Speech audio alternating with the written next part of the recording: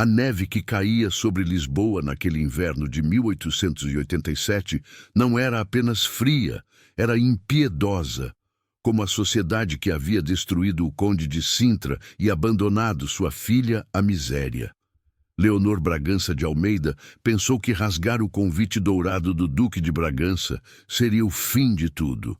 Ela não sabia que, em 5 minutos, a porta do seu miserável apartamento se abriria com violência, e o homem de quem ela passou 3 anos fugindo estaria ali, exigindo a única coisa que ela não podia dar: a verdade.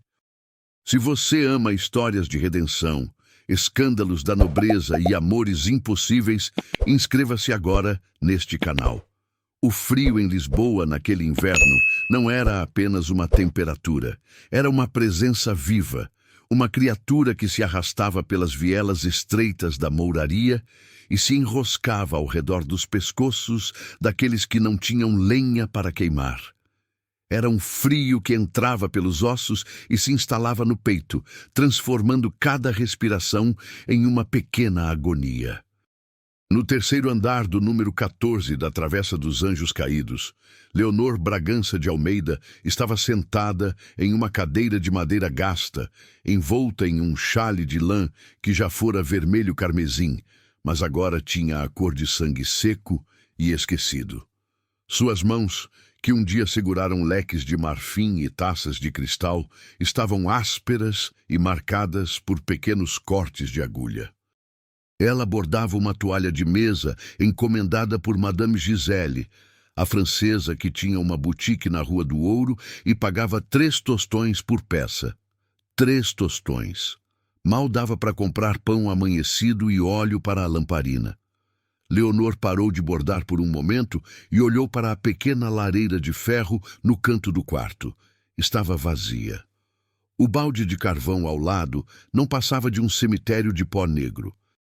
A última brasa havia morrido há horas, e agora só restava cinza fria e a lembrança distante do calor. Ela puxou o xale mais apertado contra o corpo. Seu estômago roncou, uma reclamação baixa e persistente que ela já aprendera a ignorar. Não havia jantado na noite anterior, nem almoçado hoje. Apenas um copo de água gelada e um pedaço de pão duro que Dona Rosa, a senhoria do prédio, havia deixado na soleira da porta por pena. Pena. A palavra queimava mais que o frio. Leonor fechou os olhos e, por um breve segundo, permitiu-se lembrar. Lembrar dos salões iluminados do Palácio Real, onde ela dançava valsas com príncipes e condes. Lembrar do vestido de seda azul safira que usara no seu último baile. O vestido que brilhava como água ao luar. Lembrar da risada do seu pai, o conde de Sintra, quando ele ainda ria, quando ainda respirava. Mas essas lembranças eram facas, e ela já havia sangrado o suficiente. Foi então que ela viu. Ali, sobre a mesinha cambaleante ao lado da janela, estava o envelope. Grosso, caro, feito de papel creme com textura de linho. O lacre de cera vermelha ainda estava intacto, ostentando o brasão da Casa de Bragança. Um leão rampante segurando uma espada, rodeado por rosas douradas. O convite havia chegado 3 dias atrás. O mensageiro que o entregou era um jovem de libré impecável, com botões dourados reluzindo mesmo sob a chuva cinzenta. Ele olhou para o prédio, espremido entre uma curtidora de couro e uma taberna imunda, com desprezo mal disfarçado. Olhou para Leonor, com seu vestido cinza de tecido barato e seu avental manchado de tinta de bordado, e perguntou se ela era a criada. "Eu sou Leonor", ela havia respondido, erguendo o queixo com toda a dignidade que ainda conseguia reunir, embora seu estômago gemesse de fome. Ela pegou o envelope, subiu os 3 lances de escada rangentes e o deixou sobre a mesa. Durante 3 dias, ela apenas o encarou. Não teve coragem de abri-lo, não teve coragem de destruí-lo, até hoje. Leonor se levantou lentamente. Seus joelhos estalaram. O frio fazia isso, enrijecer as articulações como se ela fosse uma anciã, embora tivesse apenas 25 anos. Ela caminhou até a mesa. A tábua do assoalho gemeu sob seus pés descalços. Não tinha meias. Havia penhorado o último par no mês passado para pagar o médico que atendera Dona Rosa quando ela teve febre. Com dedos trêmulos, Leonor abriu o envelope. O papel era tão fino e delicado que quase parecia seda. Dentro, havia um cartão bordado à mão com letras em tinta dourada. Sua Graça, Dom Miguel de Távora, Duque de Bragança. Solicita a honra da presença de Lady Leonor Bragança de Almeida, no baile de Natal. A realizar-se na véspera de Natal, às 8 horas da noite, no Palácio Bragança. Traje, gala. Leonor leu as palavras uma vez, 2 vezes. Na terceira vez, uma lágrima caiu sobre o papel, borrando levemente a tinta dourada. Miguel. Ela não ouvia o nome dele, não o verdadeiro nome dele, não o título pomposo. Há 3 anos. 3 anos desde que ela desapareceu da sociedade lisboeta como fumaça levada pelo vento. 3 anos desde que enterrou seu pai em uma cova rasa no cemitério dos pobres, porque não havia dinheiro para nada mais. 3 anos desde que queimou seus vestidos de baile para não ter que vê-los e lembrar do que havia perdido. Miguel estava em Madrid quando tudo desmoronou. Ele havia herdado o título de duque após a morte repentina de seu tio e fora convocado à corte espanhola para jurar lealdade ao rei. Leonor lembrava da última vez que o viu. Ele estava no porto, prestes a embarcar, e segurou as mãos dela com tanta força que deixou marcas. "Espere por mim, Ellie", ele havia sussurrado, usando o apelido que só ele tinha permissão de usar. "Quando eu voltar, vou pedir sua mão ao seu pai, prometo." Ela havia acenado do cais enquanto o navio desaparecia no horizonte. E então, 2 semanas depois, tudo desabou. O escândalo do Banco Lusitano. Seu pai, o Conde de Sintra, era um dos principais acionistas. Quando o banco entrou em colapso, revelando fraudes, desvios, investimentos fictícios, a aristocracia portuguesa inteira entrou em pânico. Fortunas foram evaporadas da noite para o dia. Suicídios aconteceram. Famílias inteiras fugiram do país.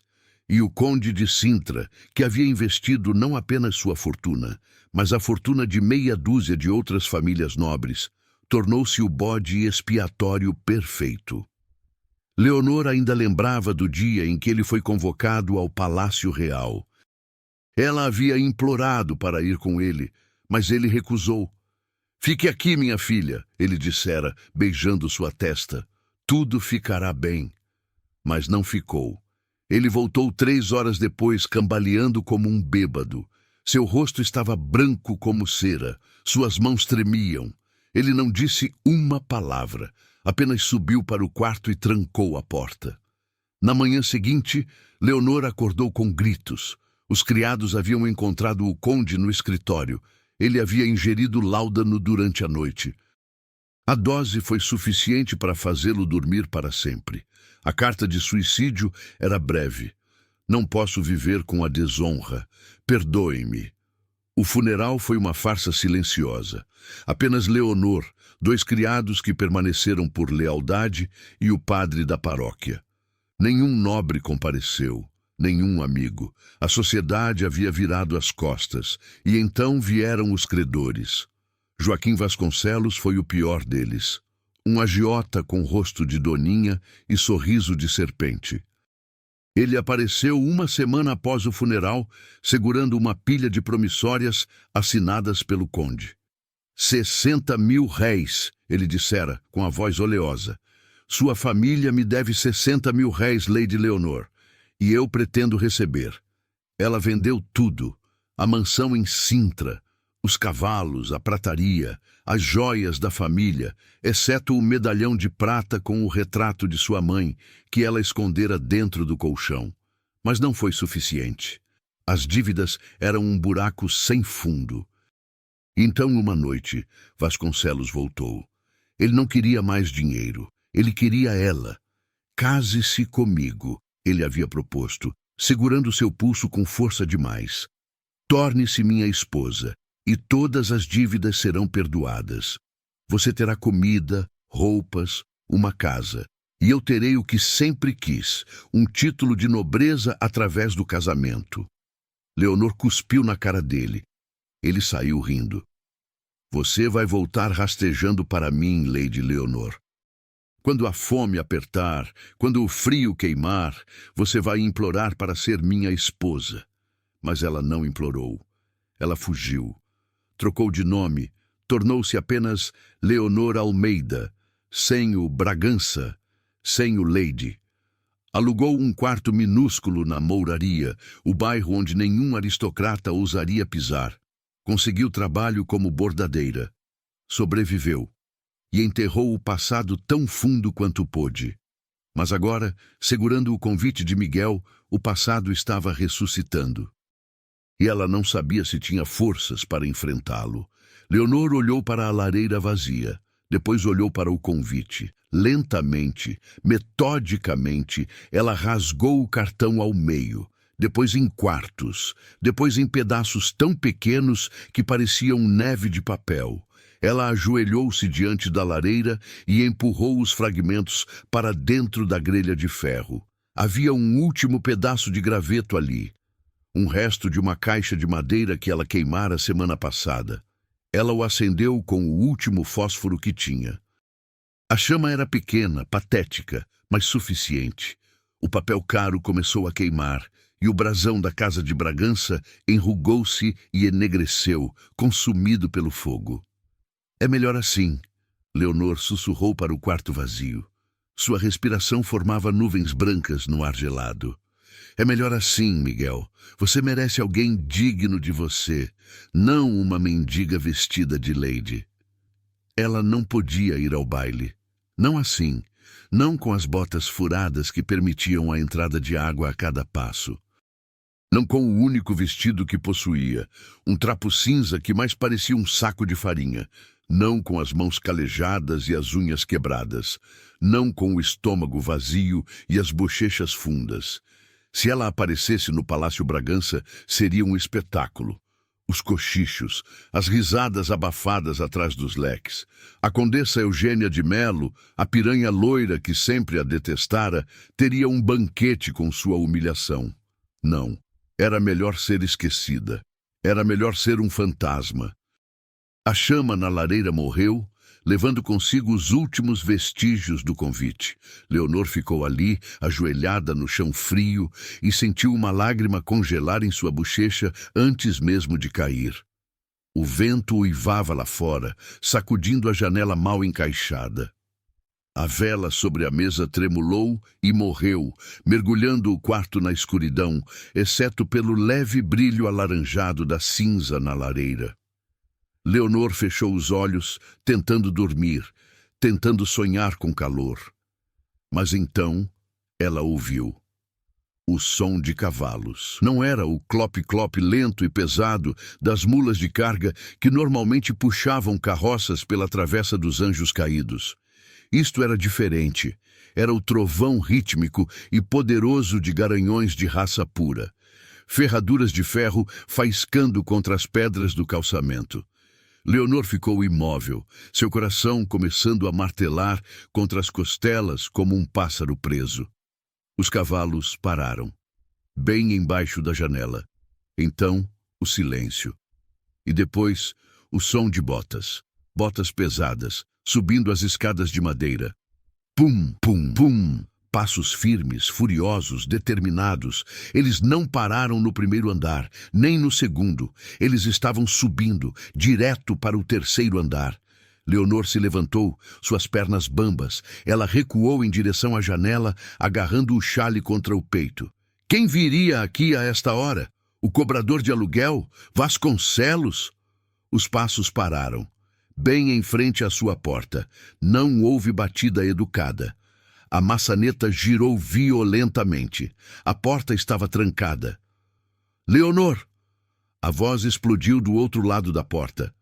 Era uma voz que ela não ouvia há 3 anos. Mais grave agora, mais áspera, como pedras cobertas de veludo. Leonor ofegou, sua mão voando para a boca.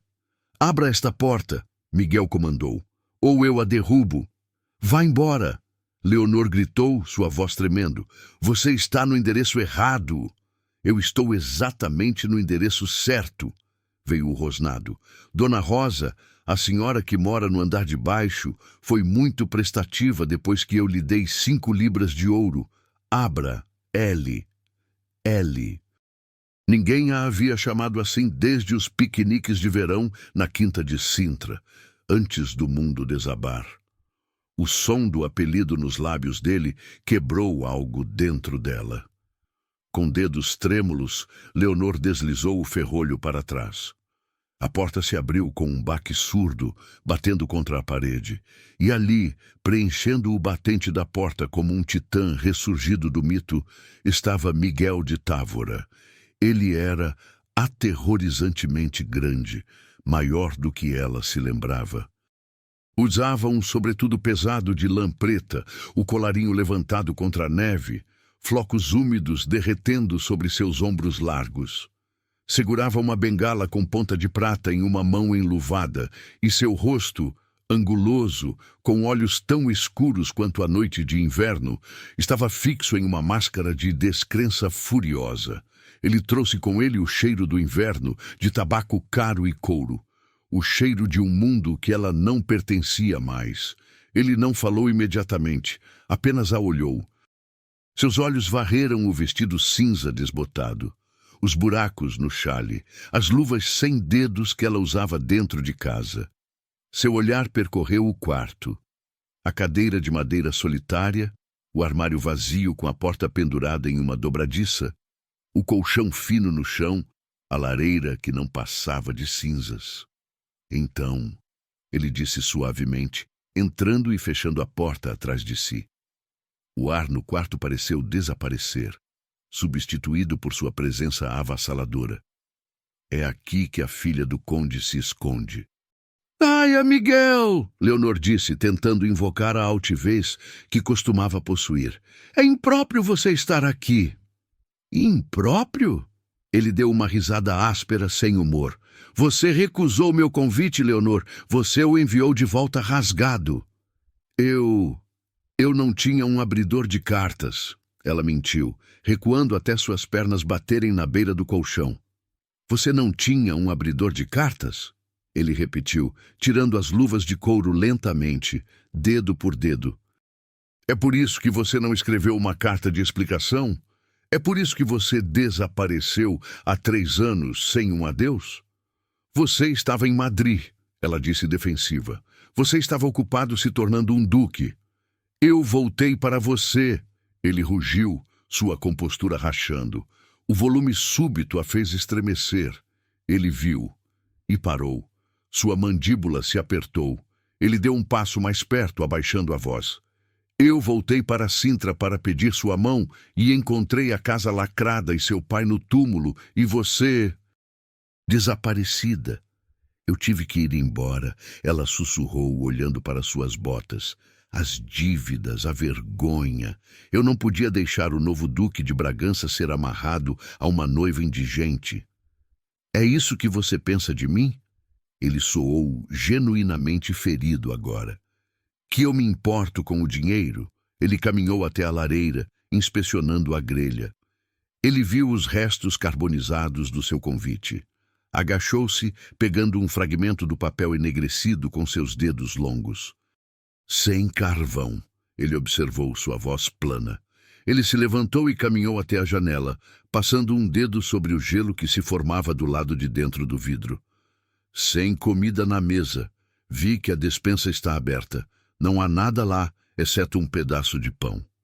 "Eu estou me virando", Leonor disse, erguendo o queixo. "Eu trabalho. Sou bordadeira para Madame Gisele na Rua do Ouro. Eu pago meu próprio caminho." "Você está morrendo de fome." Ele a corrigiu. Virou-se para encará-la, seus olhos flamejantes. "Você está congelando até a morte em um cortiço na mouraria." enquanto eu sento em uma casa com 50 quartos vazios e lareiras grandes o suficiente para assar um boi.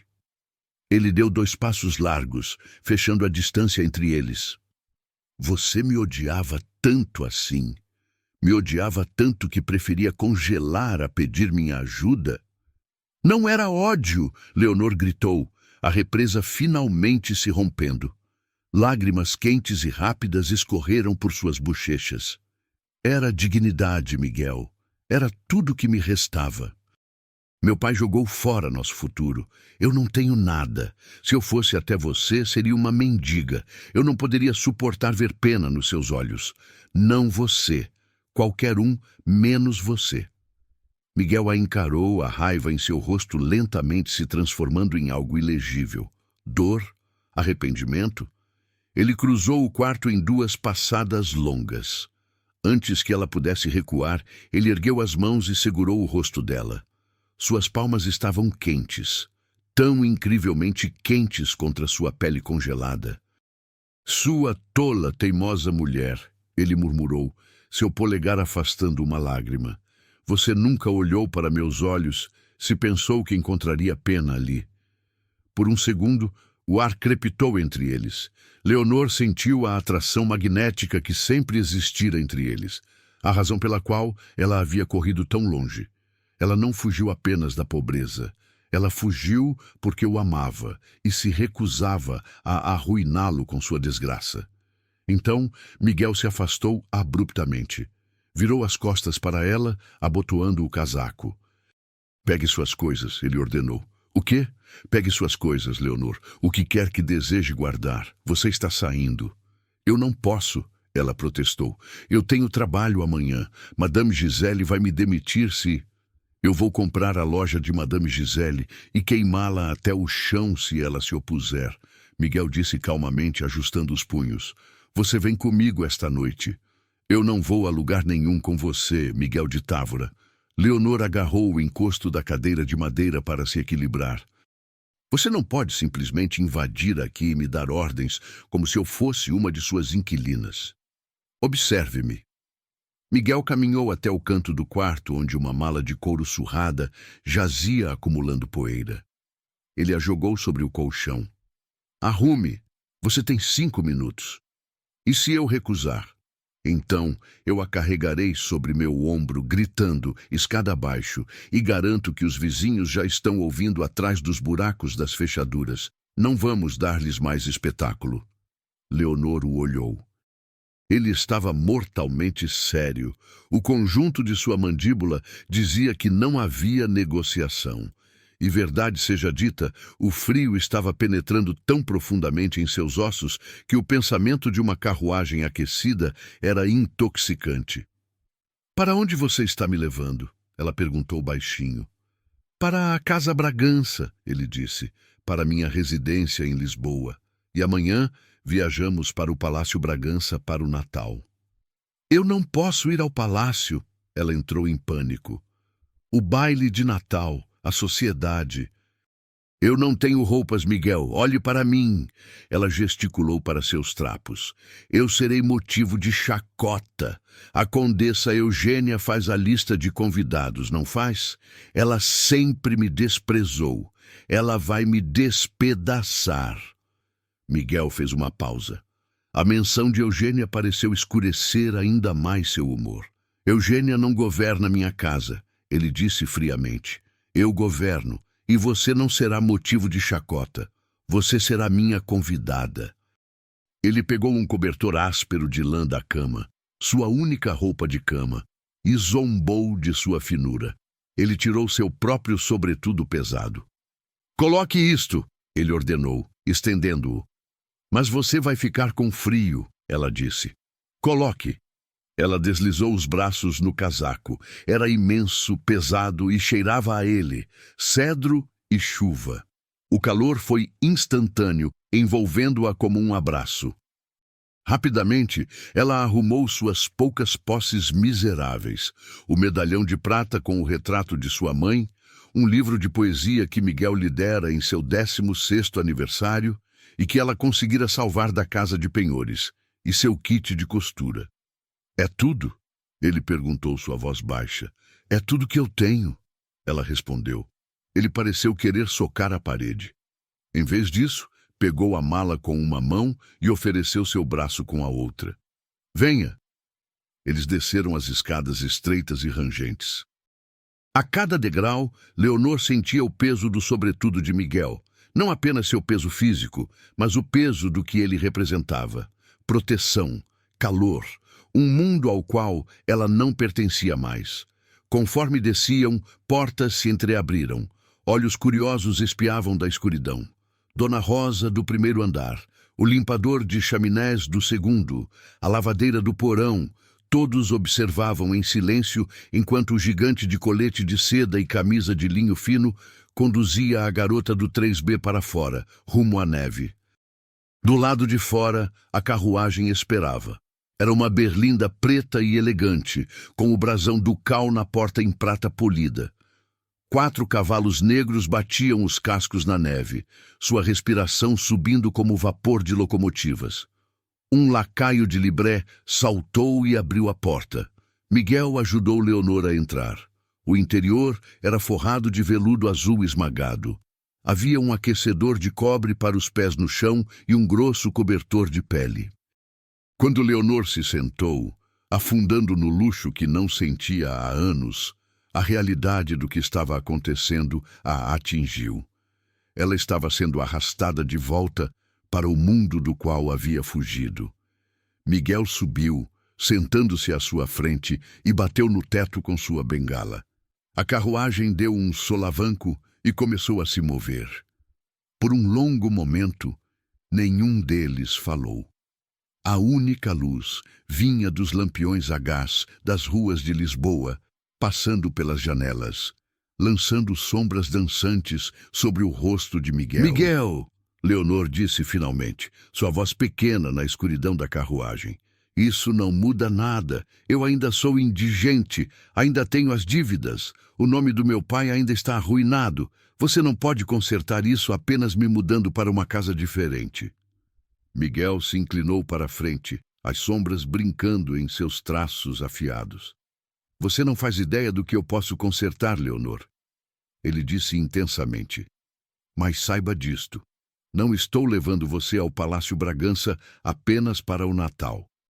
Então por quê? Ele olhou pela janela para os lampiões de Lisboa passando, sua expressão endurecendo. Porque eu recebi uma carta ontem também, disse, sua voz caindo para um sussurro perigoso. Do homem que afirma deter a nota promissória final de seu pai. Ele diz que é dono de você, Leonor. Ele diz que está vindo cobrar. O sangue de Leonor congelou. Vasconcelos, ela sussurrou. Joaquim Vasconcelos, Miguel confirmou. Ele acha que pode ameaçá-la. Ele acha que porque você está sozinha, você é presa fácil. Miguel voltou-se para ela, e seus olhos eram ferozes, possessivos. Ele está prestes a descobrir que você está sob a proteção da Casa de Bragança agora. E se ele chegar perto de você, eu vou destruí-lo. A viagem levou mais de 1 hora, a carruagem cortando as ruas de Lisboa como uma lâmina através de seda. Leonor havia caído em um sono inquieto contra as almofadas macias, ainda envolta no enorme casaco de Miguel. Ele a observava dormir. Seu rosto, no relaxamento do sono, mostrava a menina que ele conhecera antes de tudo desabar. A menina que ria nos jardins de Sintra, a menina que roubava morangos da cozinha e os dividia com ele atrás das roseiras, a menina que ele prometera que voltaria para buscar. E ele havia falhado. Quando as rodas da carruagem rangeram sobre o cascalho da entrada, Leonor acordou com um sobressalto. Chegamos, Miguel disse suavemente. Ela se sentou, alisando os cabelos. Através da janela, via-se o Palácio Bragança. Não o grande palácio rural, onde seria o baile, mas a residência urbana da família em Lisboa. Era uma mansão de 3 andares, com fachada de pedra branca, janelas arqueadas e varandas de ferro forjado. Todas as janelas estavam iluminadas, derramando luz dourada sobre a neve. Miguel! Leonor agarrou seu braço. Olhe para mim. Eu não posso entrar no Palácio Bragança assim. Eu pareço uma mendiga. Você parece uma rainha que sobreviveu a uma guerra, ele respondeu firmemente. Mantenha a cabeça erguida. Se alguém zombar, responderá a mim. A carruagem parou. As portas se abriram. Leonor desceu, não para o frio, mas para uma inundação de luz dourada quente derramando-se da entrada massiva do palácio. Uma falange de criados estava esperando em 2 linhas perfeitas, e lá, parada bem no topo dos degraus de pedra, estava a condessa Eugênia de Melo. Eugênia era tudo o que Leonor não era naquele momento. Polida, pristina, irradiando riqueza. Ela usava um vestido de veludo verde esmeralda que abraçava sua figura, diamantes cintilando em sua garganta como cacos de gelo. Seu cabelo loiro estava preso em um penteado intrincado, nem um fio fora do lugar. Conforme Miguel conduzia Leonor pelos degraus, os criados se curvaram profundamente. Mas Eugênia não se curvou. Ela manteve seu terreno, seus olhos azuis se arregalando enquanto absorvia a aparência de Leonor. Os trapos cinzentos espiando de sob o enorme casaco do duque, as botas gastas, as bochechas fundas. Miguel, a voz de Eugênia, era como um sino de cristal, doce, mas afiada. Quando você disse que tinha negócios urgentes em Lisboa, eu não imaginei que estava indo catar lixo. Eugênia, Miguel alertou, seu tom baixo e perigoso. Lady Leonor é minha convidada de honra. Você a tratará com o respeito devido à sua posição. Sua posição?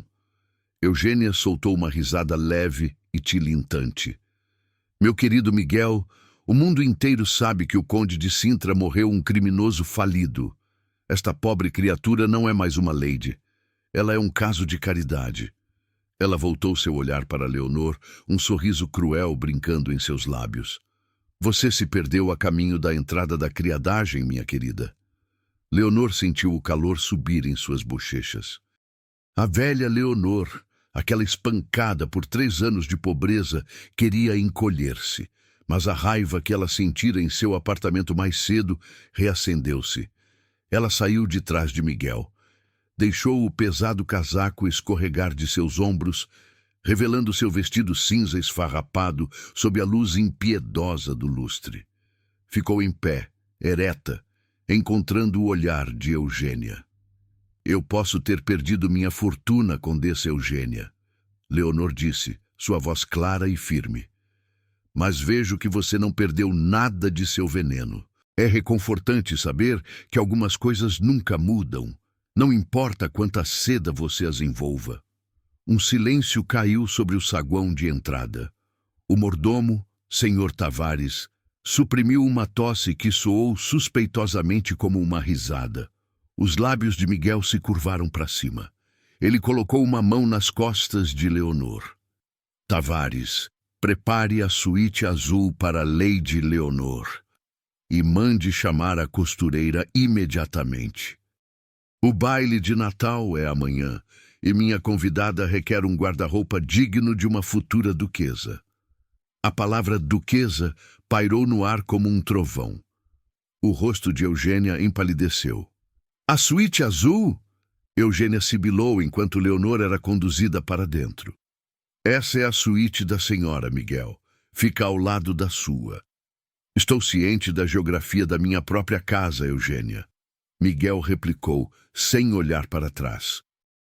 Mais tarde, no banho, uma banheira de cobre tão grande que Leonor podia flutuar nela, cheia de água quente perfumada com lavanda, ela tentou esfregar a sujeira da mouraria de sua pele, mas não conseguia esfregar o medo.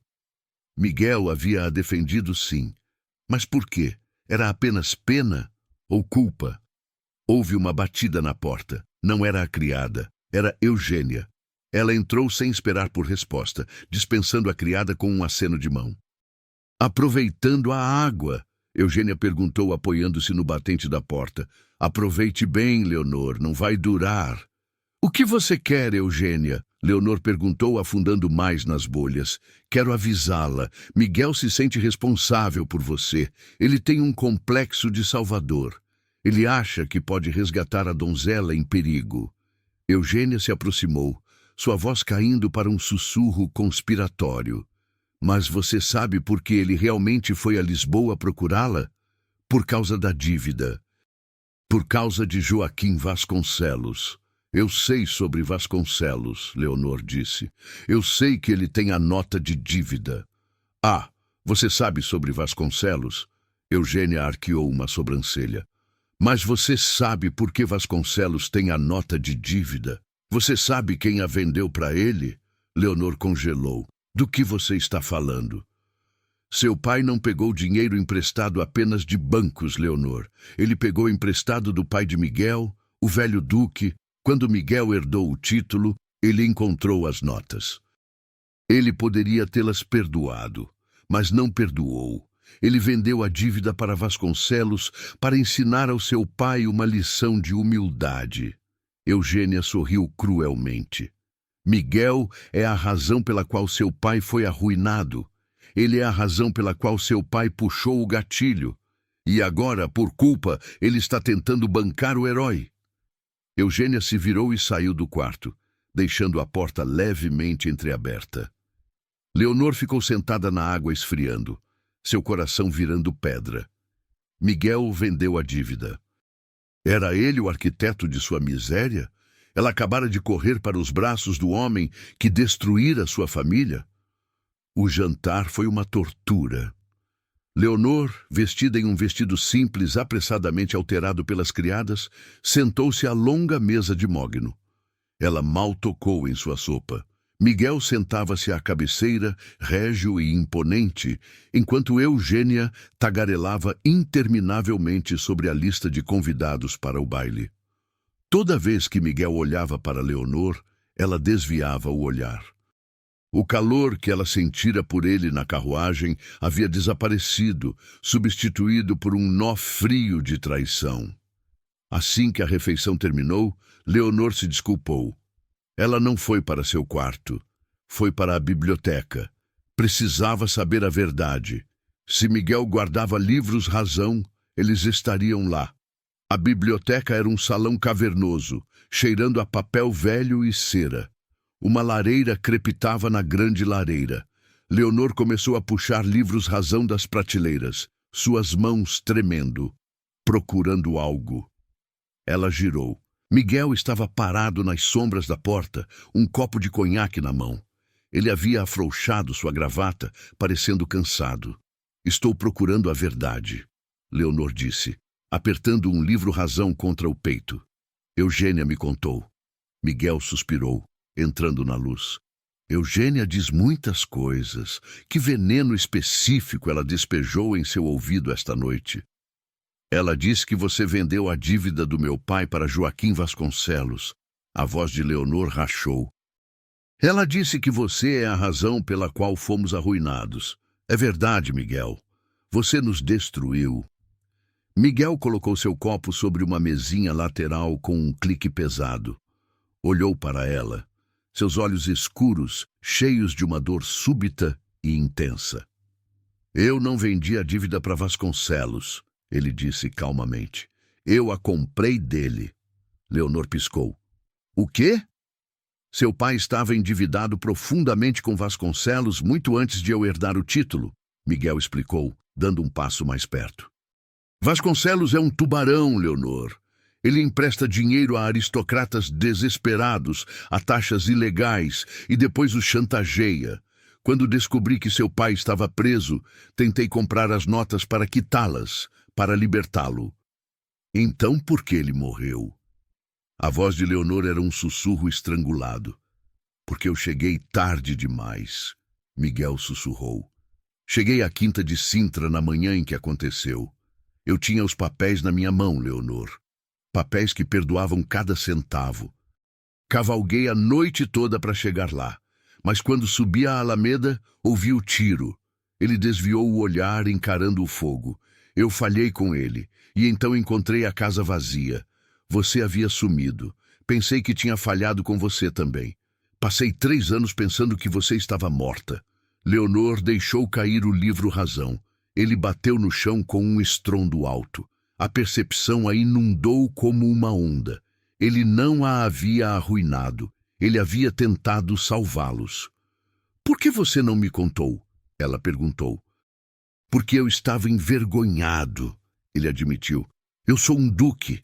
Eu deveria ser poderoso o suficiente para consertar qualquer coisa, mas não consegui salvar seu pai de seu próprio orgulho. Ele se virou de volta para ela. A distância entre eles pareceu desaparecer. Ele estendeu a mão, pegando suas mãos frias nas dele. Eu não trouxe você aqui para cobrar uma dívida, Leonor. Eu trouxe você aqui porque não consigo respirar em um mundo onde você não existe. Seu polegar traçou o interior de seu pulso, enviando arrepios correndo por seu braço. O ar na biblioteca ficou pesado, carregado com a eletricidade de 3 anos de desejo reprimido. Miguel, ela sussurrou. Ele se inclinou, seu olhar caindo para os lábios dela. Diga-me para parar, ele murmurou. Diga-me para deixá-la ir, e eu sairei por aquela porta e nunca mais a incomodarei. Não vá, ela sussurrou. Ele a puxou para si. Sua boca encontrou a dela. Faminto, desesperado, com gosto de conhaque e desespero. Não era um beijo gentil, era uma reclamação. As mãos de Leonor se enroscaram em seus cabelos, puxando-o para mais perto. Os anos de solidão derretendo no calor de seu abraço. De repente, as portas da biblioteca se escancararam. Eles se separaram ofegantes. Senhor Tavares, o mordomo, estava ali, parecendo pálido e abalado. Vossa Graça, ele gaguejou. Peço desculpas pela intrusão, mas um visitante chegou a esta hora. E quem é? Miguel rosnou, protegendo Leonor com seu corpo. É o senhor Joaquim Vasconcelos, Vossa Graça, e ele está com o magistrado local. Miguel enrijeceu. Vasconcelos, ele afirma. O mordomo continuou, sua voz tremendo, que tem um mandado de prisão para a Lady Leonor. Prisão? Leonor ofegou, agarrando o braço de Miguel. Por quê? Por roubo. Veio uma voz aguda e oleosa do corredor. Joaquim Vasconcelos entrou na sala. Era um homem pequeno e rechonchudo, com rosto de doninha, vestindo um terno caro demais e apertado demais. Ele segurava uma bengala com cabeça de ouro, e seus olhos brilhavam com malícia quando pousaram em Leonor. Boa noite, Lady Leonor, Vasconcelos zombou. Ou devo dizer a ladra que roubou os diamantes Bragança antes de fugir de Lisboa. Eu não roubei nada, Leonor gritou. Esses diamantes foram vendidos para pagar os salários dos criados. Vendidos ilegalmente? Vasconcelos fez um som de reprovação, puxando um documento de seu bolso. Eles faziam parte da propriedade que era garantia para meu empréstimo. Tecnicamente você roubou minha propriedade. E a lei é bastante severa com ladrões, minha querida. Prisão. Ou talvez deportação para as colônias. Miguel deu um passo à frente, sua voz um trovão baixo. Saia da minha casa, Vasconcelos. Eu tenho a lei do meu lado, Duque. Vasconcelos sorriu, revelando dentes amarelados.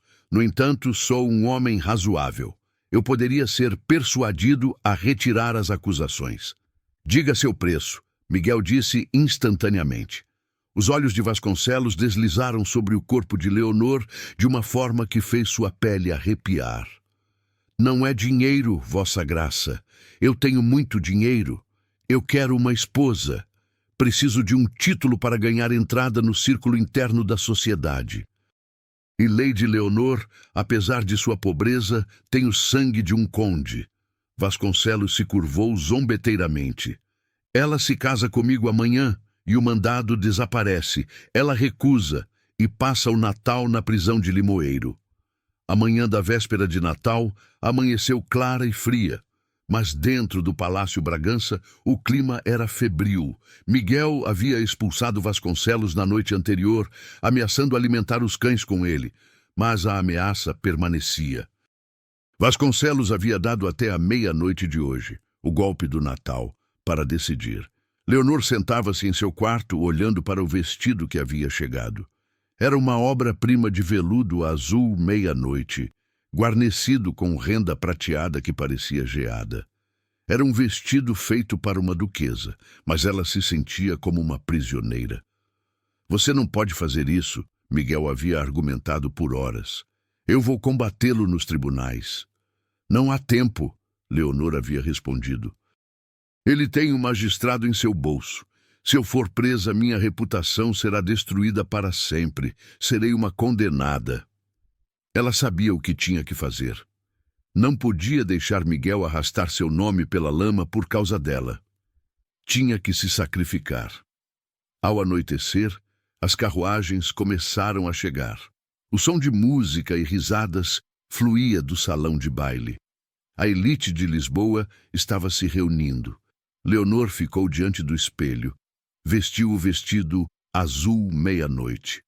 Prendeu o medalhão de sua mãe ao redor do pescoço. Estava pálida, mas seus olhos estavam secos. Ela era uma soldada indo para o cadafalso. Desceu a grande escadaria. O salão de baile silenciou. Os músicos pararam no meio da nota. Leonor era uma visão de beleza trágica. O vestido escuro fazia sua pele parecer porcelana, seus cabelos ruivos flamejando contra o tecido escuro. Ela manteve a cabeça erguida, descendo as escadas com a graça da realeza para a qual nascera. Na base das escadas, Miguel esperava. Ele estava devastadoramente bonito em gravata preta formal, sua faixa ducal cruzando seu peito, mas seu rosto era uma máscara de fúria e tristeza. Ele ofereceu seu braço. Você está deslumbrante. Obrigada, Miguel, ela sussurrou. Dance comigo, uma última vez. Não diga isso. Ele sibilou enquanto a conduzia ao salão. A música começou. Uma valsa. Miguel a puxou para perto, mais apertado do que era apropriado. Enquanto giravam pelo salão, o mundo desfocou. Por um momento, eram apenas eles. Sem dívidas, sem Vasconcelos, sem pobreza. Apenas o homem que ela amava e o calor de sua mão em sua cintura. Eu tenho um plano, Miguel sussurrou em seu ouvido enquanto giravam. Confie em mim. Quando Vasconcelos aparecer à meia-noite, não diga uma palavra. Apenas olhe para mim. As horas passaram agonizantemente rápido. A meia-noite se aproximava. A música parou. O relógio do avô no corredor começou a badalar. Dong, dong. As pesadas portas do salão de baile se abriram. Joaquim Vasconcelos entrou, flanqueado por 2 policiais. A multidão ofegou. Vasconcelos parecia triunfante. Ele marchou até o centro do salão. Meia-noite, Lady Leonor! Vasconcelos gritou, sua voz ecoando no teto pintado. Você tomou sua decisão? A aliança de casamento ou as algemas? Eugênia, parada perto da tigela de ponche, sorriu. Este era o fim de Leonor Sterling. A mão de Leonor apertou o braço de Miguel. Ela abriu a boca para se render, para aceitar a proposta de Vasconcelos, para se salvar da prisão. Mas Miguel se colocou na frente dela. Olhou para Vasconcelos com uma expressão de total tédio. Senhor Vasconcelos, Miguel disse, sua voz levando claramente a cada canto do salão silencioso. Você parece estar trabalhando sob uma ilusão. A lei não é ilusão, Duque. Vasconcelos cuspiu. Ela roubou os diamantes Bragança. Ela não poderia tê-los roubado, Miguel disse calmamente. E por que não? Vasconcelos zombou. Miguel enfiou a mão no bolso, puxou uma pequena bolsa de veludo, virou-a em sua palma. Um colar de diamantes deslumbrantes se derramou, capturando a luz dos lustres. A multidão ofegou. Eram os lendários diamantes Bragança. Por quê? Miguel disse, segurando-os no alto. Ela não os vendeu, ela os deu a mim. O silêncio no salão de baile era ensurdecedor. Todos os olhos estavam fixos nos diamantes que brilhavam na mão de Miguel como estrelas capturadas.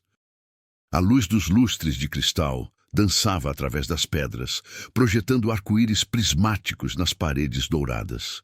Leonor encarou os diamantes, sua mente correndo. Ela os havia penhorado. Ela sabia que havia. Como ele os tinha? Há 3 anos, Miguel mentiu suavemente, dirigindo-se à multidão. Lady Leonor confiou essas joias a mim para proteção antes de entrar em reclusão. Elas estiveram no cofre de Bragança este tempo todo. Portanto, nenhum roubo ocorreu. A garantia para seu empréstimo está segura, Vasconcelos. O rosto de Vasconcelos ficou roxo.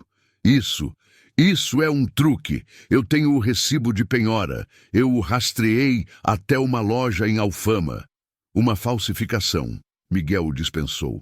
Você está chamando o Duque de Bragança de mentiroso em sua própria casa?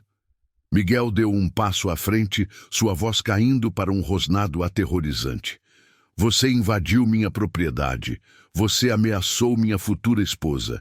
E você entediou meus convidados, oficiais. Os 2 policiais, percebendo que a maré havia virado e não dispostos a cruzar um duque, se afastaram de Vasconcelos. Escoltem este homem para fora da minha propriedade, Miguel ordenou. Se ele retornar, atirem nele. Vasconcelos gaguejou, olhando ao redor em busca de apoio, mas a aristocracia havia fechado fileiras. Eles sentiam o cheiro de sangue e era o dele. Ele se virou e fugiu, o som de suas botas retumbando como um rato que corre para se esconder. O salão de baile explodiu em sussurros. Miguel se virou para Leonor. Ele colocou os diamantes ao redor de seu pescoço. Seus dedos demoraram em sua pele. Sua futura esposa, Leonor sussurrou, seu coração martelando. Miguel se ajoelhou. O salão silenciou novamente. A condessa Eugênia derrubou seu copo de ponche. Ele se estilhaçou ruidosamente, mas ninguém olhou para ela. Eu disse que tinha um plano, Miguel disse, olhando para Leonor com olhos cheios de amor. Mas preciso que você concorde com a parte final. Ele pegou sua mão. Leonor Bragança de Almeida, eu te amo desde o dia em que você jogou uma bola de neve em mim quando tínhamos 12 anos. Eu te amei quando você era rica e te amei quando você era pobre. Atravessei Lisboa para te encontrar e atravessarei o mundo para te manter. Você se casará comigo, não para pagar uma dívida, mas para salvar meu coração? Leonor olhou para ele. As lágrimas finalmente transbordaram, mas eram lágrimas de alegria. Sim, ela engasgou. Sim, Miguel. Ele se levantou e a beijou. Um beijo que queimou a memória do quarto frio na mouraria. Um beijo que prometia uma vida inteira de calor. A multidão explodiu em aplausos. Do lado de fora, a neve continuava a cair, enterrando os rastros de Joaquim Vasconcelos, deixando o mundo branco e novo. Mas a tempestade dentro do Palácio Bragança não havia terminado completamente. A euforia do pedido de casamento havia se assentado em uma realidade tranquila e brilhante. Os convidados começaram a partir. Na manhã seguinte, suas carruagens formando uma procissão longa pela alameda coberta de neve, cada um levando consigo a história escandalosa do Natal. O duque que resgatou sua amada perdida das garras da pobreza e de um agiota cruel. Mas enquanto os nobres bêbados de champanhe partiam, sussurrando sobre o romance do século, uma figura permanecia. A condessa Eugênia de Melo estava na sala de estar da manhã, de pé junto à lareira. Não estava arrumando suas malas. Seu rosto estava pálido e tenso, sem o verniz de perfeição habitual. Leonor entrou na sala segurando uma xícara de chá. Ela usava um vestido matinal simples de lã azul, quente, limpo e dela. Não se sentia mais uma impostora. Você ainda está aqui, Leonor disse suavemente. Eugênia se virou. Seus olhos estavam vermelhos. Pela primeira vez, o verniz de perfeição estava rachado. Ela não parecia uma vilã. Parecia uma mulher que havia apostado tudo em uma mão de cartas e perdido. Eu não tenho para onde ir, Leonor. Eugênia admitiu, sua voz desprovida de sua malícia usual. Minha família, eles esperavam esta união. Eles gastaram uma fortuna em minha temporada, em meu guarda-roupa, contando com o fato de que eu me tornaria a duquesa de Bragança. Quando eu retornar a Lisboa como uma fracassada, serei eu no sótão. Leonor a olhou. Ela lembrava do frio da mouraria. Lembrava da fome roendo. Ela sabia exatamente o que aterrorizava Eugênia. Não era a perda do amor. Eugênia não amava Miguel. Ela amava o título. Era a perda da segurança. Miguel entrou naquele momento carregando um livro-razão. Ele parou quando viu as duas mulheres. Seu instinto era proteger Leonor, ordenar Eugênia para fora, imediatamente. A carruagem está pronta, Eugênia, Miguel disse friamente. Espere, Leonor disse, levantando uma mão. Miguel a olhou surpreso. Leonor, depois do que ela disse a você, depois das mentiras... Ela foi cruel, Leonor reconheceu, caminhando mais perto de Eugênia. Mas ela foi cruel porque estava assustada. E eu sei o que é ter medo do mundo. Leonor se virou para Miguel. Não a mande de volta em desgraça. Deixe-a ficar até o ano novo. Deixe-a partir com sua dignidade intacta, dizendo ao mundo que ela e você perceberam que não eram compatíveis. Deixe-a escrever a narrativa de sua partida. Eugênia olhou para cima, choque registrando em seu rosto. Você faria isso depois que eu zombei de sua pobreza? Não estou fazendo isso por você, Leonor disse firmemente. Estou fazendo porque sou a futura duquesa de Bragança, e a casa de Bragança não esmaga aqueles que já estão derrotados. Somos melhores que isso. Miguel encarou Leonor. Naquele momento, ele viu não apenas a mulher que amava, mas uma mulher com o verdadeiro coração de uma governante. Ele sorriu, um sorriso genuíno e orgulhoso. Como minha futura esposa deseja... Miguel se curvou. Você pode ficar até 2 de janeiro, Eugênia. Mas não falará mal de Leonor ou se encontrará caminhando até a estação na neve.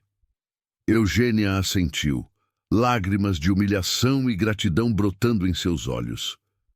Obrigada, ela sussurrou. Ela saiu correndo da sala, seu poder sobre eles quebrado para sempre.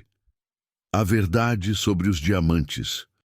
Mais tarde naquela tarde, na quietude da biblioteca, Miguel finalmente explicou o mistério do colar. Ele sentou Leonor no sofá de veludo e tirou os diamantes do cofre. Colocou-os em suas mãos. Você estava confusa ontem à noite, ele disse. Você sabia que os havia penhorado. Eu penhorei, Leonor insistiu. Penhorei na loja do Sr. Rodrigues, na rua de São Paulo. Recebi 50 libras por eles para pagar o funeral do meu pai. Eu sei, Miguel disse gentilmente. Encontrei o Sr. Rodrigues há 2 anos. Leonor ofegou. Você estava me procurando então? Nunca parei de procurá-la, Ellie. Quando encontrei o recibo de penhora na escrivaninha de seu pai, fui direto à loja. O Sr. Rodrigues me disse que uma jovem mulher de olhos tristes os havia vendido. Ele ainda os tinha. Comprei-os de volta por 5 vezes o preço e fiz com que ele prometesse que se você algum dia retornasse, ele enviaria uma mensagem para mim imediatamente. Ele pegou a mão dela, beijando seus dedos. Eu os guardei no cofre, esperando. Todo Natal, eu os tirava e olhava para eles, esperando que talvez naquele ano a dona retornasse para reivindicá-los. Eu não sabia que você estava usando um nome falso. Eu não sabia que você estava sofrendo. Eu achei que tinha que sofrer, ela sussurrou. Achei que tinha que pagar pelos pecados do meu pai. A dívida está paga, Miguel disse ferozmente. Foi paga no momento em que você sobreviveu. Agora vivemos. Mas havia uma última conta a acertar. 3 dias depois, na manhã gelada de 28 de dezembro, uma carruagem chegou ao Palácio Bragança. Não era ornamentada. Era preta, simples e puxada por cavalos da polícia. Do lado de dentro, algemado e escoltado por 2 guardas, estava Joaquim Vasconcelos. Miguel recebeu-os no grande hall. Leonor estava ao seu lado, sua mão segura na dele. O que é isso? Vasconcelos cuspiu, suas roupas caras agora amarrotadas e sujas. Você não tem autoridade para me prender. Eu não o prendi, Miguel disse calmamente. A coroa o fez. Ele acenou para um dos guardas, que entregou um documento oficial selado com o brasão real. Depois que você saiu do baile, Miguel explicou, enviei mensageiros ao Ministério da Fazenda. Ordenei uma auditoria completa de seus negócios, Vasconcelos. Sabe o que eles encontraram? O rosto de Vasconcelos empalideceu. Fraude, extorsão, usura em taxas de juros que excedem 10 vezes o limite legal. Ameaças contra 12 famílias nobres, não apenas os Bragança. Você construiu seu império sobre o medo e a exploração dos vulneráveis. Miguel deu um passo mais perto, sua voz caindo para um sussurro mortal. Você pensou que poderia aterrorizar Lady Leonor porque ela estava sozinha. Você pensou errado. A Casa de Bragança protege os seus. E agora você pagará por cada vida que arruinou. Você não pode fazer isso, Vasconcelos gritou enquanto os guardas o arrastavam. Eu tenho amigos, eu tenho influência. Você tinha influência, Miguel corrigiu. Agora você tem uma cela na prisão de Limoeiro. Eu garanti pessoalmente que você ficará na mesma ala onde mantém os devedores que você ameaçou. Tenho certeza de que eles ficarão encantados em fazer sua reintrodução. Vasconcelos foi arrastado para fora, seus gritos se desvanecendo na manhã fria. Leonor assistiu até a carruagem desaparecer pela alameda. Então se virou para Miguel. Você fez isso por mim, ela disse, não como uma pergunta, mas como uma compreensão. Eu fiz isso pela justiça, Miguel respondeu. Mas sim, eu fiz isso por você e por todas as outras almas que ele atormentou. O casamento foi marcado para o dia de Ano Novo. Eles não esperaram pela primavera. Miguel não ouviria falar disso. Esperei 3 anos, ele declarou. Não vou esperar mais uma estação. O casamento foi realizado na capela particular do Palácio Bragança. Era uma cerimônia pequena para os padrões ducais, realizada na capela privada do Palácio Rural. As paredes de pedra eram decoradas com milhares de rosas brancas e bagas de azevinho. O ar cheirava a velas de cera de abelha e pinho de inverno. Leonor não usou um vestido novo. Ela recusou a seda importada de Paris. Em vez disso, ela e as criadas da casa pegaram o vestido de veludo azul meia-noite, que ela usara no baile, e o refizeram. Elas adicionaram renda branca do véu de casamento de sua mãe, que ela havia guardado em sua mala. Quando as portas da capela se abriram, a música do órgão inchou. Miguel estava no altar. Ele parecia nervoso. O homem que podia comandar exércitos e silenciar salas com um olhar estava torcendo seu anel, aterrorizado de que ela pudesse mudar de ideia. Mas então ele a viu. Leonor caminhou pelo corredor, não com um pai, mas sozinha. Ela caminhou com a força de uma mulher que havia se salvado. Seu cabelo ruivo brilhava como cobre contra a renda branca. Quando ela o alcançou, ele não esperou pelo padre. Ele estendeu a mão e pegou a dela, puxando-a para si como se estivesse se ancorando à terra. Caríssimos, o padre começou. Eles disseram seus votos em vozes baixas, destinadas apenas um ao outro. Eu, Miguel, tomo você, Leonor, para ser meu abrigo do frio. O Leonor, tomo você, Miguel, para ser meu lar. Quando se beijaram, uma salva de aplausos ecoou que sacudiu as janelas de vitral.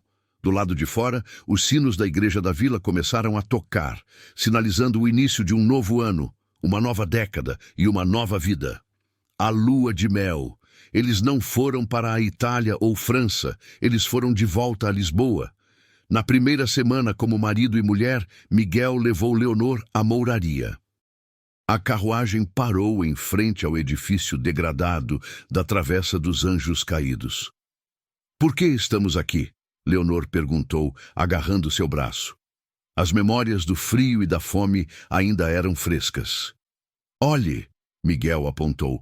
Trabalhadores estavam enxameando o prédio. Andaimes estavam sendo erguidos. As janelas quebradas estavam sendo substituídas.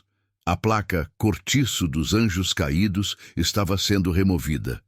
Eu comprei o prédio, Miguel disse, e o ao lado, e a curtidora. O que você está fazendo com eles? Estamos transformando-os na Casa Bragança de Almeida para mulheres, Miguel disse.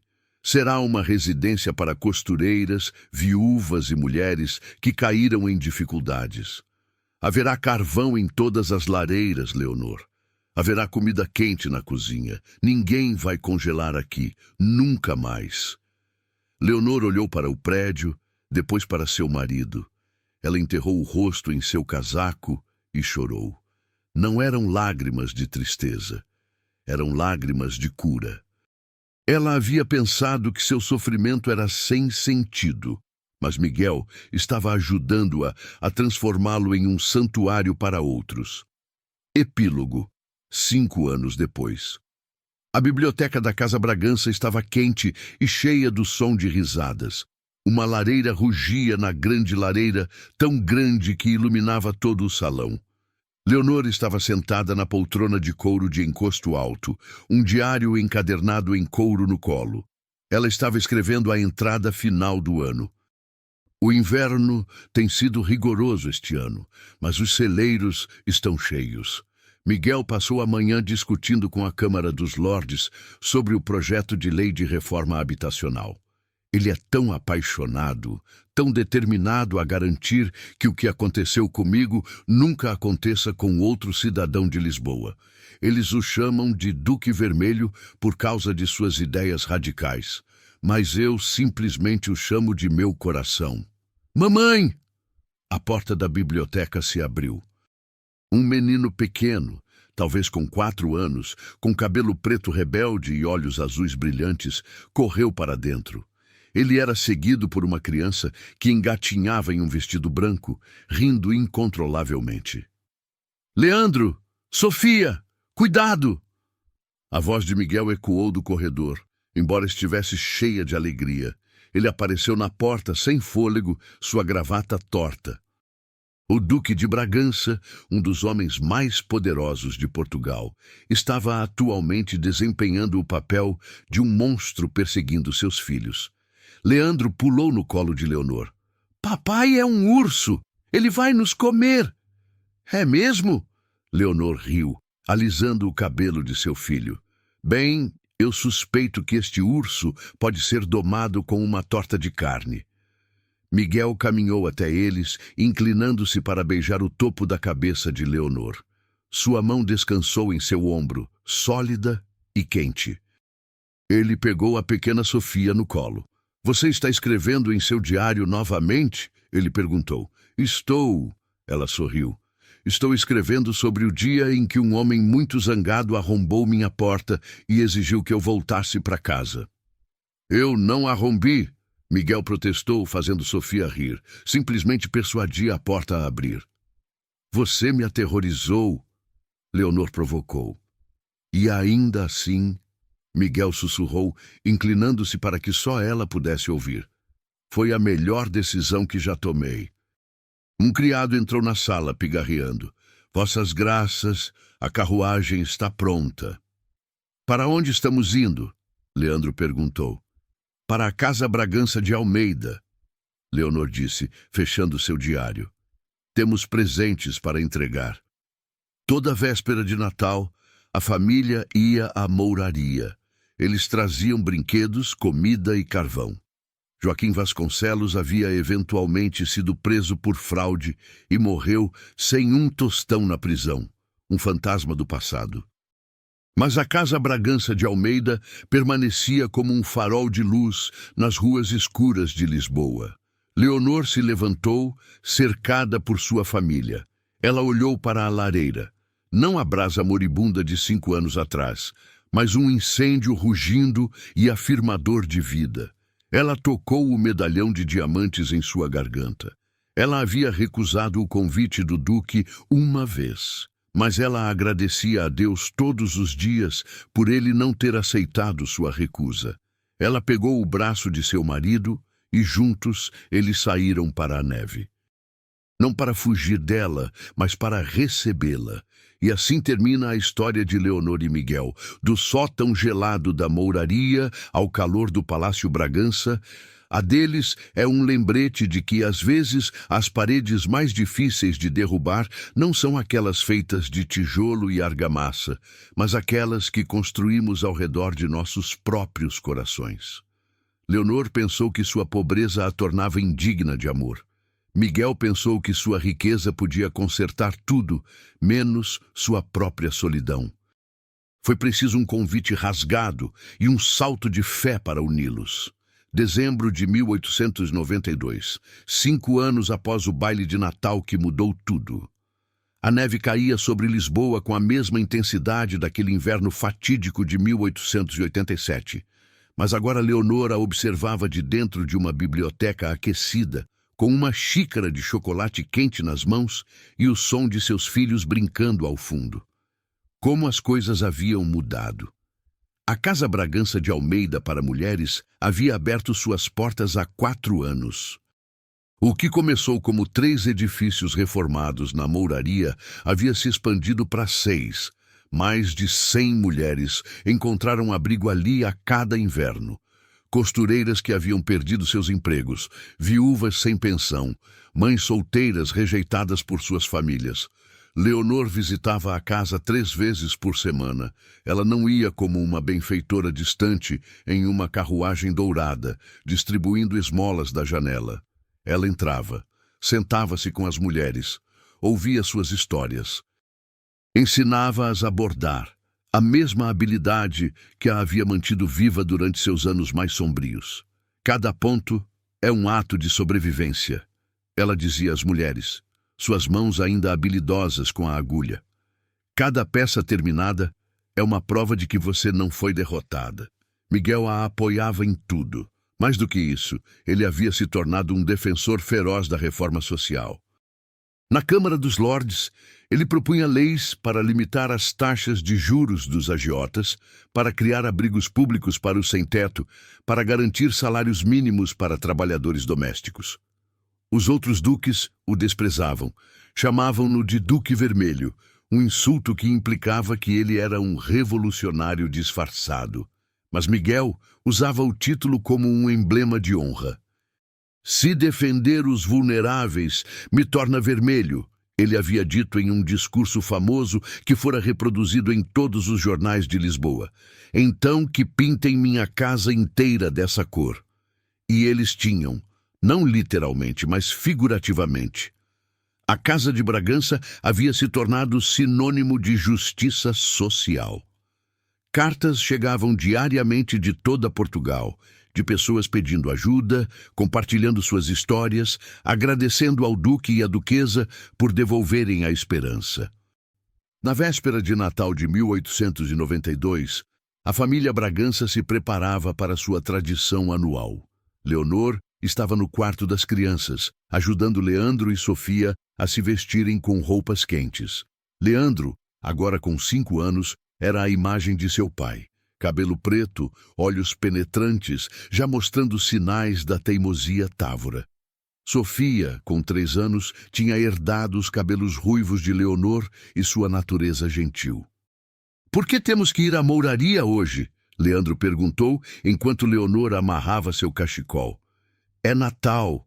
Não deveríamos ficar aqui e abrir presentes?" Leonor se ajoelhou para ficar na altura dos olhos dele.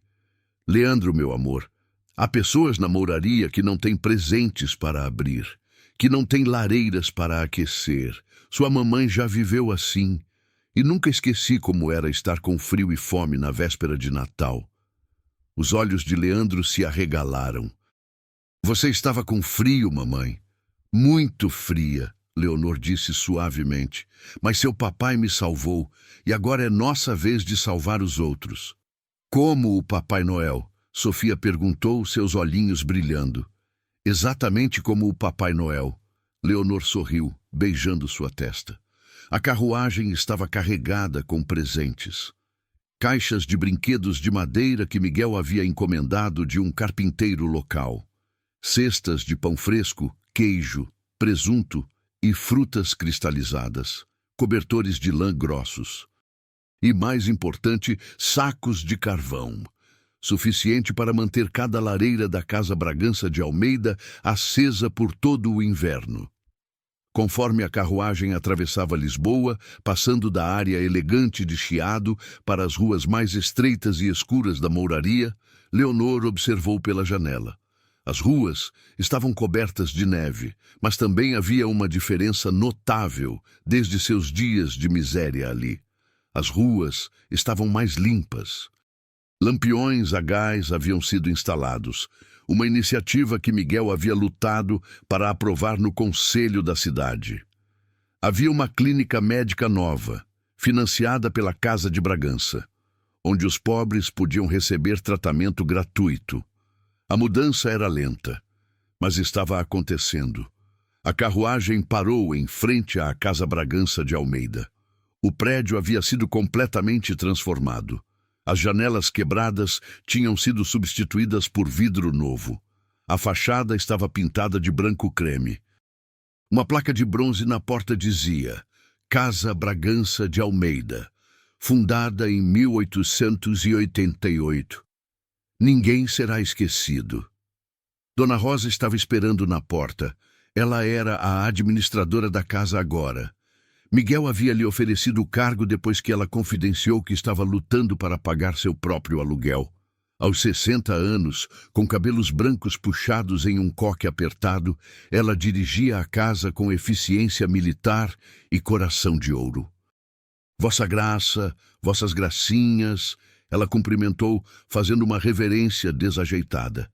Ela nunca havia se acostumado completamente com o protocolo nobre. Dona Rosa... Leonor a abraçou calorosamente. Como estão nossas mulheres? Nervosas, Dona Rosa admitiu. Elas ficam nervosas toda a véspera de Natal, pensando que talvez este seja o ano em que você não venha. Nunca, Miguel disse firmemente, carregando uma caixa grande de brinquedos. Isso é uma promessa. Também dentro da casa, a transformação era ainda mais impressionante. O que antes eram apartamentos apertados e miseráveis haviam sido derrubados e reconstruídos em um dormitório compartilhado com beliches limpos, cada um com seu próprio cobertor grosso. Havia uma sala de jantar comunitária onde as refeições eram servidas 3 vezes ao dia. Uma sala de costura onde as mulheres podiam trabalhar em encomendas e guardar seus próprios ganhos. Uma biblioteca pequena, uma capela. E em cada andar, lareiras rugindo com carvão. As mulheres se reuniram na sala de jantar. Havia cerca de 40 delas esta noite. Algumas jovens, mal com 20 anos. Outras mais velhas, enrugadas pelo tempo e dificuldades. Algumas seguravam bebês nos braços. Todas vestiam roupas simples, mas limpas, fornecidas pela casa. Quando Leonor entrou, um silêncio respeitoso caiu sobre a sala. E então, uma mulher começou a bater palmas, depois outra e outra. Logo a sala inteira estava aplaudindo. Leonor sentiu lágrimas picarem seus olhos. Ela nunca se acostumaria com isso, com o fato de que ela, que antes havia sido uma delas, agora tinha o poder de mudar suas vidas. Feliz Natal, Leonor disse, sua voz tremendo ligeiramente. Miguel e eu, nós trouxemos algumas coisas. As crianças começaram a distribuir os presentes, brinquedos para as crianças das residentes, chales para as mulheres mais velhas, livros para aquelas que sabiam ler. E para todas, uma cesta de comida e a promessa de carvão suficiente para durar o inverno. Uma mulher jovem, não podia ter mais de 19 anos com um bebê no quadril, se aproximou timidamente de Leonor. Vossa Graça, ela disse, sua voz mal mais alta que um sussurro. Eu só queria agradecer. Antes de vir para cá, eu estava dormindo sob a ponte 25 de abril. Meu marido morreu no mar e a família dele me expulsou. Eu achei que ia morrer de frio. Mas então alguém me falou sobre este lugar. Ela olhou ao redor da sala aquecida, os olhos brilhando. Pela primeira vez em meses, meu bebê está quente. Pela primeira vez, não estou com medo. Obrigada. Obrigada por lembrar de nós. Leonor pegou a mão da jovem mulher. Qual é seu nome? Beatriz, Vossa Graça. Beatriz, você não precisa me agradecer. Você sobreviveu. Você protegeu seu bebê. Essa força toda veio de você. Leonor apertou sua mão. Estamos apenas aqui para garantir que você nunca tenha que lutar sozinha novamente. Após a distribuição dos presentes, Miguel fez um anúncio. Senhoras, ele disse, sua voz profunda preenchendo a sala. A duquesa e eu temos uma notícia. No próximo ano, expandiremos este programa. Vamos abrir casas semelhantes no Porto, em Coimbra e no Algarve. Nenhuma mulher em Portugal precisará dormir ao frio. A sala explodiu em aplausos, mas Miguel levantou a mão. Há mais. Também lançaremos um programa de aprendizado. Qualquer mulher que queira aprender uma profissão, costura, contabilidade, trabalho de secretariado, receberá treinamento gratuito e ajuda para encontrar emprego. Não queremos apenas dar abrigo, queremos dar independência. As mulheres se levantaram, batendo palmas e soluçando. Algumas caíram de joelhos, apertando as mãos em oração. Leonor observou seu marido. Este homem que havia arrombado sua porta 5 anos atrás, que se recusara a aceitar sua recusa, que a amara através da pobreza e vergonha. Ele havia salvado sua vida. E agora, juntos, eles estavam salvando centenas. Naquela noite, de volta ao Palácio Bragança, depois que as crianças haviam sido colocadas na cama e os criados se retiraram, Leonor e Miguel ficaram sozinhos na biblioteca. A lareira crepitava suavemente. A neve caía lá fora, transformando o mundo em um quadro perfeito e intocado. Miguel despejou 2 copos de vinho do Porto, entregou um a Leonor e ergueu o seu. Um brinde, ele disse. Ao quê? Leonor perguntou. A convites recusados, ele disse com um sorriso torto, e a portas arrombadas. Leonor riu. Uma risada genuína e alegre que encheu a sala. Você nunca vai me deixar esquecer isso, vai? Nunca, Miguel prometeu. Ele se sentou ao lado dela no sofá, puxando-a para seu peito. Foi a melhor decisão que já tomei, mesmo que você tenha me odiado naquele momento. Eu não te odiei, Leonor disse suavemente, traçando padrões em sua mão. Eu estava aterrorizada de que você visse o que eu tinha me tornado, aterrorizada de que você sentisse pena, aterrorizada de que eu arruinasse você. Você não poderia me arruinar, Miguel disse, beijando seu cabelo. Você me salvou. Leonor olhou para ele, confusa. Como eu te salvei? Você me resgatou. Você me lembrou porque a riqueza importa, Miguel disse. Antes de você, eu era apenas um duque sentado em um palácio, gerenciando propriedades, comparecendo a bailes. Minha vida não tinha propósito. Mas quando te encontrei naquele quarto gelado, quando vi o que a indiferença da sociedade havia feito a você, algo quebrou dentro de mim. Ele a segurou mais apertado. Você me deu uma missão, Leonor. Você me deu uma razão para usar meu poder para o bem. Então não. Eu não te salvei. Nós salvamos um ao outro. Eles ficaram sentados em silêncio, observando o fogo, seus dedos entrelaçados. 1 ano depois, Natal de 1893. A biblioteca do Palácio Bragança estava cheia novamente, mas desta vez com uma adição. Leonor estava grávida de seu 3º filho, sua barriga redonda, visível, sob seu vestido de veludo verde floresta. Ela estava sentada em sua poltrona favorita, escrevendo em seu diário. Leandro e Sofia estavam brincando aos pés da árvore de Natal, um enorme abeto, decorado com velas e enfeites de vidro soprado. Miguel entrou, sacudindo a neve de seu casaco. As estradas estão ficando ruins, ele disse. Mas consegui a confirmação. A nova casa no Porto abrirá na próxima semana. Temos 23 mulheres já inscritas. Isso é maravilhoso. Leonor sorriu. Miguel se ajoelhou ao lado de sua cadeira, sua mão descansando em sua barriga. Como está nosso pequeno revolucionário? Chutando! Leonor riu. Acho que temos outro Távora teimoso a caminho. Graças a Deus, Miguel disse, beijando sua barriga. Ele olhou para cima, encontrando seus olhos. Você é feliz, Ellie? Mais feliz do que eu tinha direito de esperar, ela sussurrou. Há 5 anos eu estava morrendo de fome em um sótão. Agora estou aqui, com você, com nossos filhos, fazendo a diferença no mundo. Como eu poderia não ser feliz? Bom, Miguel disse, porque pretendo te fazer feliz por mais 50 anos. Apenas 50? Leonor provocou. Está bem, 60, mas não mais. Tenho que manter minha reputação de homem razoável. Eles riram, e o som encheu a biblioteca com calor. Os Arquivos de Bragança, 1935.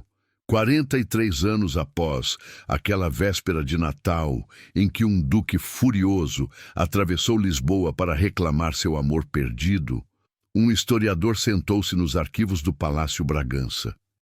Ele estava pesquisando para um livro sobre reformas sociais na virada do século e havia tropeçado em algo extraordinário. Uma caixa de couro selada e preservada com as palavras Diários Pessoais da Duquesa Leonor de Bragança, 1887-1920, gravadas na tampa. Com mãos trêmulas ele abriu a caixa. Dentro havia dúzias de diários encadernados em couro, cada um preenchido com a letra elegante de Leonor. Ele abriu o primeiro, datado de 25 de dezembro de 1887. Esta noite, minha vida mudou. Miguel apareceu na minha porta.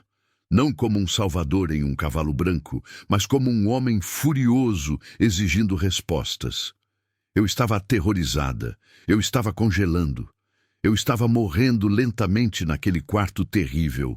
E ele se recusou a me deixar desistir.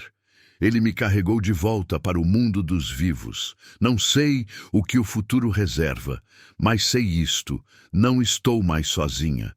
E isso faz toda a diferença. O historiador folheou os anos. Ele leu sobre o baile de Natal, sobre Vasconcelos, sobre o pedido de casamento, sobre o nascimento dos 3 filhos de Leonor e Miguel, sobre a expansão da Casa Bragança de Almeida. E então ele chegou à última entrada, datada de dezembro de 1920. Miguel está doente. Os médicos dizem que é o coração. Ele está descansando agora, mas insiste em ir à Casa de Almeida amanhã para o Natal. Fiz uma promessa, ele disse.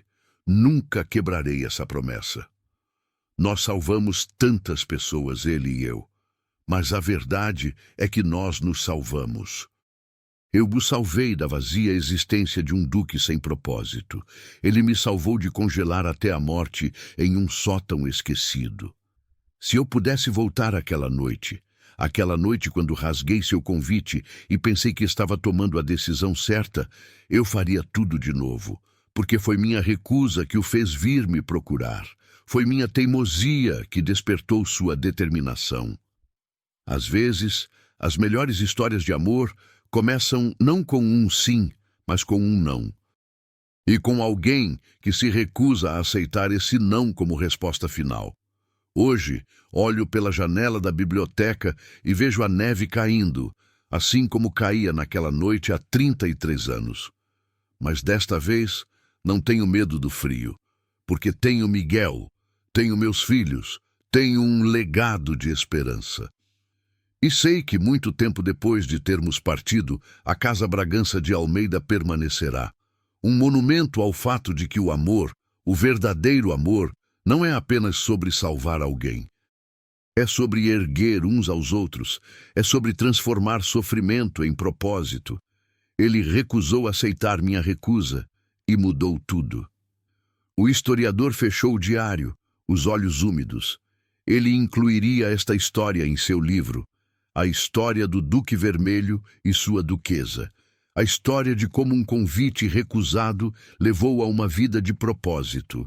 Do lado de fora dos arquivos, a neve começou a cair sobre Lisboa. E em algum lugar da cidade, em um prédio pintado de branco creme, com uma placa de bronze na porta, mulheres sem outro lugar para ir encontraram abrigo do frio.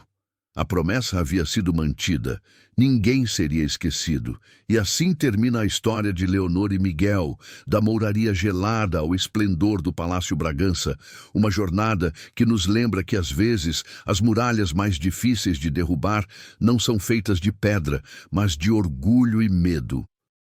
Leonor acreditava que sua pobreza a tornava indigna de amor.